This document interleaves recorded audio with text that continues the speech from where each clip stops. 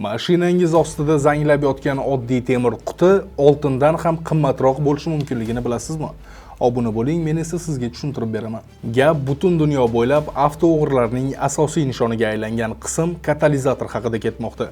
Nega o'g'rilar salondagi magnitola yoki boshqa buyumlarni emas, aynan shu kirdan qorayib ketgan trubani kesib ketishadi? Hammasi uning ichidagi xazina bilan bog'liq. Katalizator motordan chiqadigan zaharli gazlarni tozalab beradi.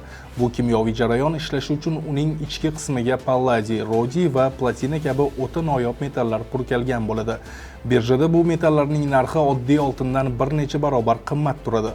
Odatda bitta o'rtacha katalizator ichida taxminan 2-3 gram shunday qimmatbaho metal bo'ladi. Gibrid mashinalarda, masalan, Toyota Priusda bu ko'rsatkich yanada ko'p. Shuning uchun ham u birinchi raqamli o'lja hisoblanadi. Eng yomoni, bu o'g'irlik juda oson ekanligida. Tajribali o'g'riga mashina ostiga sudralib kirib, akkumulyatorli arra bilan katalizatorni ikki chetidan kesib olishi uchun atigi 1-2 daqiqagina vaqt yetarli.